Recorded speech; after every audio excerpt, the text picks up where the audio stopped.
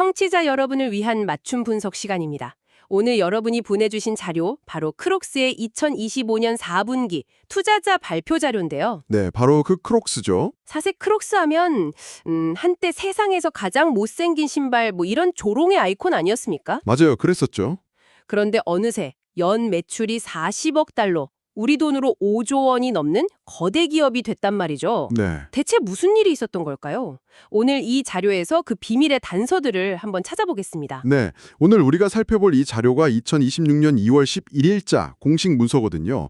그러니까 크록스가 투자자들한테 우리는 이런 회사입니다 하고 스스로를 소개하는 출사표 같은 문서죠. 아, 회사가 자신들의 성공 비결을 어떻게 포장하고 또 미래 청사진을 어떻게 보여주고 싶어 하는지 그 속내를 들여다볼 수 있겠네요. 바로 그겁니다. 아주 흥미로운 자료예요. 좋습니다. 시작부터 아주 자신감이 넘치던데요. 앤드류 리스 CEO가 예상보다 좋은 연말 실적 덕분에 2025년을 성공적으로 마무리했다, 이렇게 선언을 했어요. 네, 연간 매출 40억 달러 돌파. 거기에 2026년에는 1억 달러 비용 절감 계획까지 내놨는데 이런 자신감의 근거가 뭔지 지금부터 한번 제대로 파헤쳐보죠. 그 근거를 설명하려고 자료 첫 부분에 투자 논리, 그러니까 인베스트먼트 티시스라는 슬라이드를 딱 배치를 해놨습니다. 아, 우리에게 투자해야 하는 5가지 이유 이런 거군요. 네, 자기소개서의 핵심 강점 요약 같은 거죠. 아주 명확하게 제시하고 있어요. 어떤 것들인가요? 첫째는 시장에서의 위치입니다. 크록스랑 헤이두드, 이 두 개의 상징적인 브랜드를 가지고 2,800억 달러 규모의 거대한 캐주얼 신발 시장을 이끄는 리더라는 점, 이걸 강조하죠. 2,800억 달러요? 와, 정말 상상도 안 되는 규모네요. 아니, 근데 이런 건 다른 기업들도 흔히 하는 이야기 아닌가요? 우리는 큰 시장의 리더다, 이런 말이요. 그렇죠. 그래서 두 번째 포인트가 중요해집니다. 바로 성장 동력의 다각화. 특정 브랜드, 특정 제품, 특정 지역, 이런 특정 판매 채널에만 의존하지 않는다는 겁니다. 아, 한쪽이 흔들려도 다른 쪽이 받쳐줄 수 있다. 포트폴리오가 잘 짜여 있다는 얘기군요. 네, 그런 자신감의 표현이죠. 세 번째는 뭔가요? 가격입니다. 대부분 제품이 100달러 미만이라는 합리적인 가격대. 불황에도 소비자들이 지갑을 쉽게 열 수 있는 일종의 립스틱 효과 같은 걸 노릴 수 있는 포지션이죠. 그렇군요. 그리고 넷째와 다섯째는 각각 업계 최고 수준의 수익성이랑 경험 많은 경영진을 꼽고 있습니다. 아, 이거는 뒤에서 숫자로 증명하겠다, 이런 의도로 보이네요. 맞습니다. 시장 규모 이야기가 나와서 말인데 그 자료에 있는 동심원 그래프가 아주 인상적이더라고요. 아, 네네. 전체 신발 시장 3,800억 달러, 그 안에 캐주얼 신발 시장이 2,800억 달러, 그리고 크록스의 핵심인 클로거와 샌들 시장이 500억 달러 이상. 2025년 매출이 40억 달러였으니까 우리는 아직도 성장할 공간이 이렇게나 많이 남았습니다. 이걸 투자자들한테 딱 보여주는 거네요. 정확합니다. 이미 많이 컸지만 우리의 잠재력은 이게 끝이 아니다. 이걸 아주 효과적으로 보여주는 장치죠. 그럼 이 큰 시장에서 크록스가 이렇게까지 성공할 수 있었던 근본적인 이유가 뭘까요? 이 부분에서 아주 흥미로운 분석이 나오던데요. 네, 바로 소비자 메가 트렌드와의 완벽한 조화입니다. 아, 시대의 흐름을 잘 탔다. 잘 탄 건 넘어서 아주 영리하게 연결시킨 거죠. 자료에서 5가지 트렌드를 꼽는데요. 첫 번째가 바로 캐주얼화입니다. 캐주얼라이제이션. 캐주얼화요? 아, 복장이 점점 편해지고 격식이 사라지는 그 흐름 말씀이시죠? 그렇죠. 제가 아는 한 패션 디자이너는 몇 년 전만 해도 크록스를 디자인의 종말이라고 불렀거든요. 하하, 디자인의 종말이요. 네. 근데 지금은 그 디자이너도 협업하고 싶어하는 브랜드가 됐어요. 그게 바로 이 트렌드의 힘입니다. 정말 격세지감이네요. 두 번째 트렌드는 그럼 당연히 편안함 추구, 이거겠죠? 네, comfort driven. 저만 해도 요즘엔 아무리 예뻐도 발 불편한 신발은 신발장에서 꺼내질 않게 되더라고요. 모두가 그렇죠. 근데 여기서 하나 짚고 넘어가야 할 게 있습니다. 네. 물론 이건 크록스가 자신들의 성공을 설명하기 위해 만든 아주 영리한 프레임이라는 점입니다.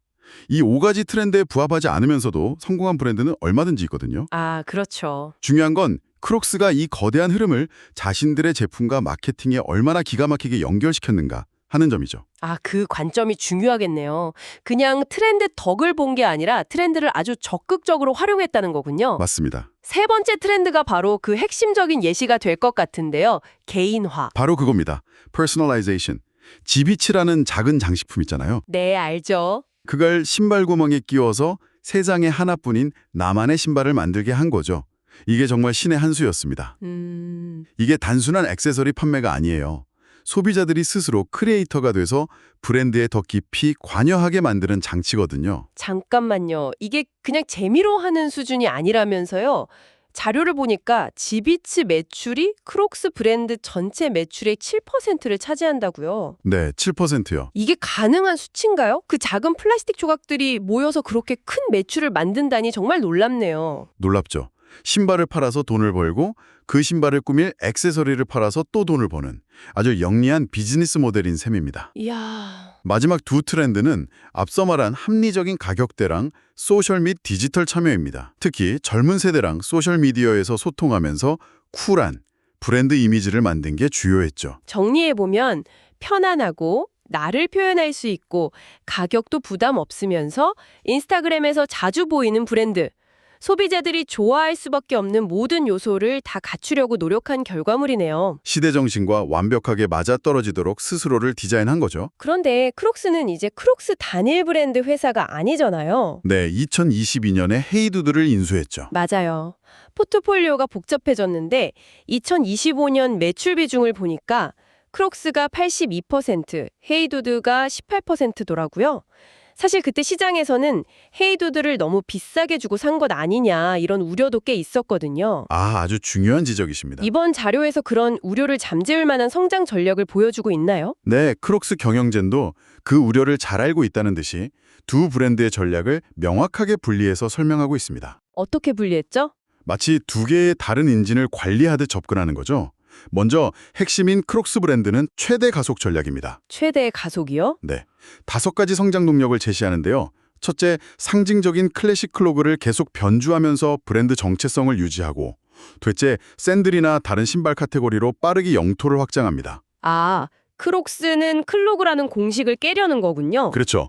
셋째, 디지털 마케팅으로 계속 화제를 만들고, 넷째, 온오프라인 경험을 강화하고, 마지막으로 글로벌 시장 점유율을 공격적으로 확대하는 겁니다. 글로벌 시장 전략이 꽤 구체적이더라고요. 성숙 시장이랑 성장 시장을 나누어서 접근하는 방식이요. 맞습니다. 미국, 영국, 독일처럼 이미 점유율이 높은 성숙 시장에서는 샌들 같은 신규 카테고리를 밀고요. 아직 점유율이 낮은 한국, 중국, 인도 같은 성장 시장에서는 일단 브랜드 인지도를 높이고 상징적인 클로그부터 알리는 이른바 투트랙 정협을 구사하고 있죠. 그렇군요. 그럼 논란의 중심이었던 헤이두드 브랜드는 어떤가요? 크록스처럼 최대 가속은 아닐 것 같은데요? 정반대입니다. 신중한 기반 다지기 전략이라고 볼 수 있죠. 기반 다지기요? 네, 핵심은 딱 3가지예요. 첫째, 헤이두드 컨트리라는 커뮤니티를 통해 핵심 팬덤부터 확실히 다집니다. 둘째, 제품 라인을 무분별하게 확장하기보다는 핵심 제품을 강화하는 데 집중하고요. 마지막으로 해외 진출은 서두르지 않고 우선 북미 시장 안정화에 주력하면서 다른 시장에는 말 그대로 씨앗을 심는 플랜팅 시즈 수준의 점진적인 접근을 하겠다고 합니다. 들어보니까 굉장히 다른 접근법이네요. 크록스는 전속력으로 질주하고 헤이두드는 차근차근 기초 공사를 하고 네, 교과서적인 포트폴리오 관리 전략 같긴 한데 일각에서는 두 브랜드의 문화가 너무 달라서 통합이 쉽지 않을 거라는 시각도 있거든요. 그렇죠. 크록스는 대중적이고 톡톡 튀는 반면에 헤이두드는 좀 더 차분한 이미지를 가지고 있으니까요. 그 역시 앞으로 지켜봐야 할 중요한 관전 포인트입니다. 하지만 일단 크록스 경영진은 이 속도 조절을 통해서 한쪽이 삐끗해도 다른 쪽이 버텨줄 수 있는 안정적인 성장 구조를 만들겠다는 의지를 명확히 보여주고 있는 셈이죠.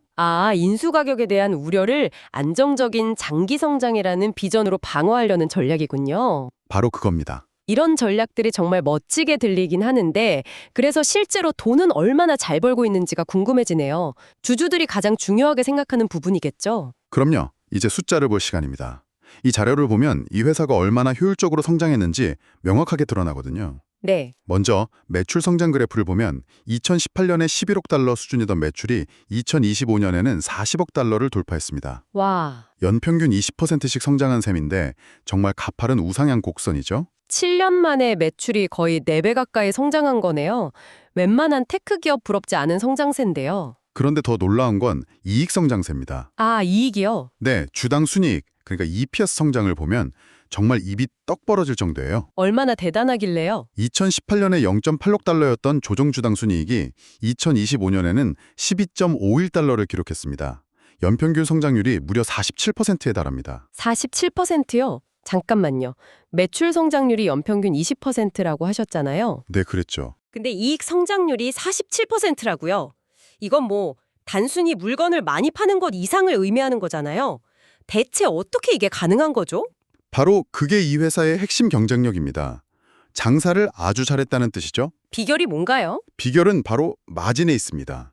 2025년 기준 조정 매출 총 이익률이 약 58%, 조정 영업이익률은 약 22%로 업계 최고 수준입니다. 아, 쉽게 말해서 1,000원짜리 물건 하나를 팔아서 다른 경쟁사들보다 훨씬 많은 돈을 남긴다는 의미입니다. 이제야 CEO의 자신감이 이해가 되네요.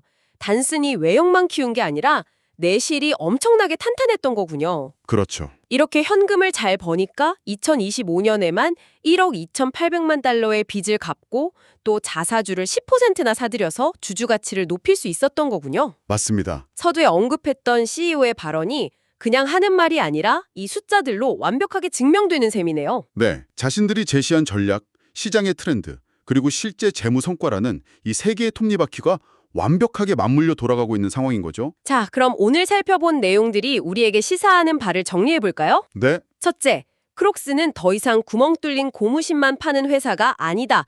뚜렷한 개성을 가진 두 개의 브랜드를 통해서 거대한 캐주얼 신발 시장을 공략하는 아주 영리한 포트포리오 기업이라는 점. 그리고 둘째, 그 성공의 배경에는 캐주얼화, 편안함, 개인화라는 거대한 시대적 흐름을 자신들에게 유리하게 재해석하고 연결시켰던 아주 치밀한 전략이 숨어 있었다는 점을 기억해야 합니다. 마지막으로 이 모든 이야기가 그냥 말이 아니라 연평균 20%의 매출 성장과 그 두 배가 넘는 47%의 이익 성장이라는 압도적인 숫자로 증명되고 있다는 사실이네요. 오늘 자료들을 쭉 훑어보면서 한 가지 재미있는 생각이 들었습니다. 어떤 생각이요? 크록스는 자사의 상징인 클래식 클로그를 더 이상 단순한 제품으로 보지 않는다는 겁니다. 제품이 아니면 뭘로 보죠? 일종의 플랫폼으로 활용하고 있어요. 플랫폼이요? 신발이 어떻게 플랫폼이 될 수 있죠? 한번 생각해 보세요.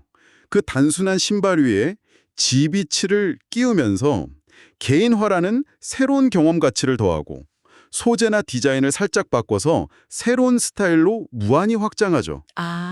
그리고 이 강력한 플랫폼을 기반으로 샌들이나 다른 카테고리로 또 전 세계라는 새로운 시장으로 뻗어나가고 있습니다. 와, 듣고 보니 정말 그렇네요. 마치 클로그라는 스마트폰 위에 지비츠 앱, 샌들 앱, 글로벌 시장 앱을 계속 설치하는 것처럼 느껴지는데요.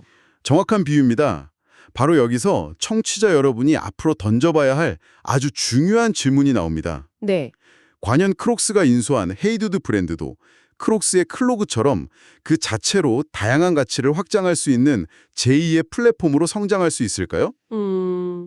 아니면 앞서 우려했던 것처럼 크록스라는 거대 플랫폼에 종속된 하나의 M 역할에 머무르게 될까요? 앞으로 크록스의 행보를 지켜보시면서 이 질문의 답을 찾아보시면 투자 흐름을 읽는데 훨씬 더 큰 재미를 느끼실 수 있을 겁니다.